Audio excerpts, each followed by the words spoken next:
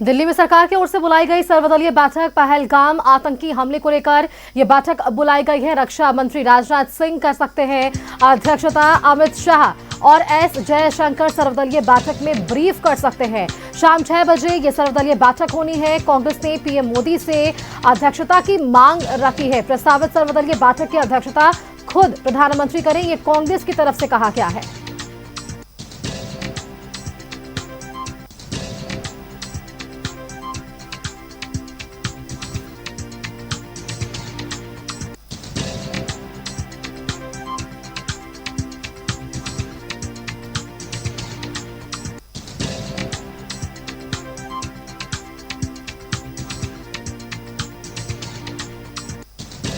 तो देखिए, पहलगाम आतंकी हमले को लेकर लगातार अपडेट्स सामने आ रहे हैं और इस पर अधिक जानकारी के लिए दिल्ली संवाददाता अमित हमारे साथ जुड़े हुए हैं। अमित का एक बार रुक कर लेते हैं। अमित, देखिए, आतंक के आकाओं को एक बड़ी चेतावनी, या यूं कहें कि कड़ी चेतावनी यहां पर मुख्यमंत्री के बाद प्रधानमंत्री देते नजर आए हैं बिहार की धरती से, और साफ इन्होंने कहा है कि इन्हें बख्शा नहीं जाएगा। अब सबकी निगाहें टिकी है सर्वदलीय बैठक पर कि अब बैठक में क्या कुछ और निर्णय।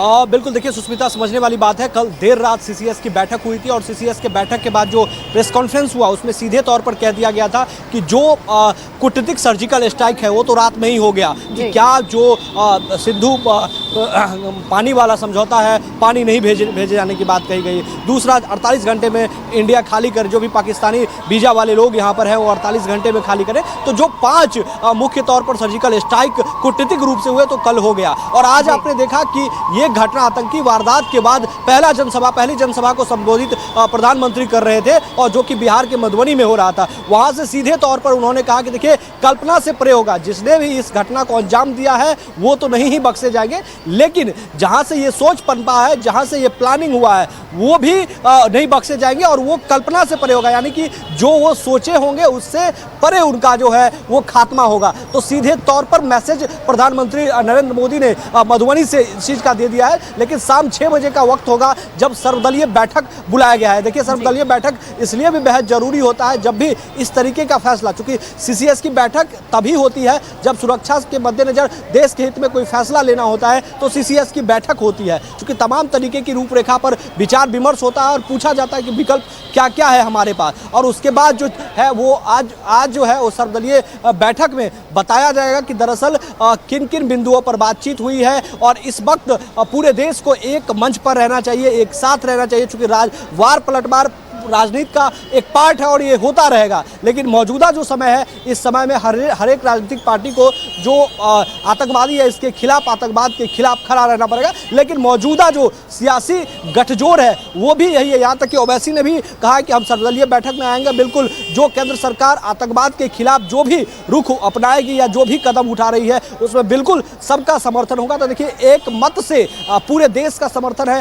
कि केंद्र जो भी फैसला करेगी, चाहे वो कूटनीतिक सर्जिकल स्ट्राइक रात में हुआ या अगला, प्रधानमंत्री नरेंद्र मोदी ने कहा है कि जहां से ये सोच पनपा है, कल्पना से परे उसका जो है नतीजा होगा। तो सीधे तौर पर जो है अमित, आप कह रहे हैं बिल्कुल कि सारे राजनीतिक दल एक मंच पर है।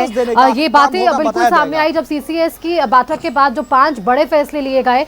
राजनीतिक प्रतिक्रियाएं भी सामने आने लगी। रॉबर्ट वाड्रा का भी बयान हमने इन सबके बीच सुना। लेकिन आज जब सर्वदलीय बैठक होनी है जिसकी अध्यक्षता केंद्रीय रक्षा मंत्री राजनाथ सिंह की बातें कही जा रही थी, लेकिन कांग्रेस ने तो यहाँ स्पष्ट मांग कर ली है कि इसकी अध्यक्षता खुद प्रधानमंत्री को करनी चाहिए।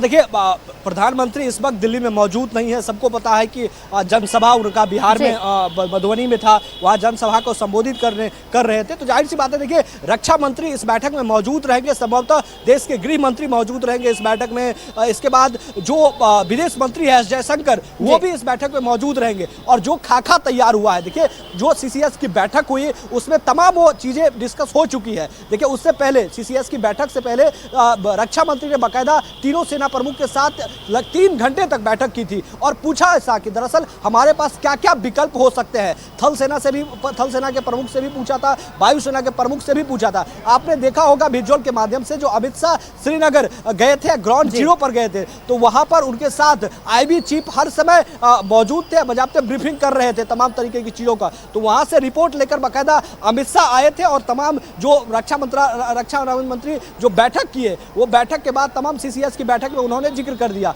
तो जो खाका तैयार हुआ है वही सर्वदलीय बैठक में अमूमन जो होता है वो रखा जाएगा और एक मंच पर आने की बात कही जाएगी। सभी एक मंच पर आने की बात कही जाएगी। पहले से सभी विपक्ष इस मद में एक मंच पर है। हालांकि कल जो रॉबर्ट वाड्रा का बयान था वो वाकई निंदनीय था, लेकिन उसके बावजूद भी देखिए, आपने रॉबर्ट वाड्रा का बयान भी सुना होगा, तो उसमें एक चीज रॉबर्ट वाड्रा ने कहा कि इससे कांग्रेस पार्टी या हमारे परिवार का भी कोई लेना देना नहीं है, ये व्यक्तिगत निजी हमारा बयान है। तो वो रॉबर्ट वाड्रा का पर्सनली बयान था, लेकिन जो कि बेहद ही दुर्भाग्यपूर्ण था, वो भी इस समय में बेहद ही निंदनीय था। लेकिन कांग्रेस पार्टी भी इसमें जो भी सबसे अहम है कि जो ओवैसी की पार्टी है वो भी सीधे तौर पर बिल्कुल अमित, और ओवैसी के साथ जब ये तमाम राजनीतिक दल एक साथ एक मंच पर होंगे और क्या कुछ महत्वपूर्ण फैसले यहाँ पर हम देख पाएंगे। बहुत बहुत शुक्रिया अमित आपका हमारे साथ जुड़ने के लिए और तमाम जानकारियां हमारे दर्शकों के साथ साझा करने के लिए कि फिलहाल सीसीएस की बैठक के बाद अब सर्वदलीय बैठक जब बुलाई गई है तो इस बैठक में क्या कुछ और बड़े निर्णय लिए जा सकते हैं।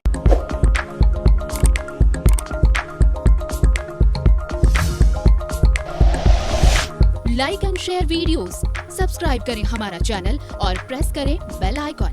न्यूज़ 11 भारत, सच है तो दिखेगा।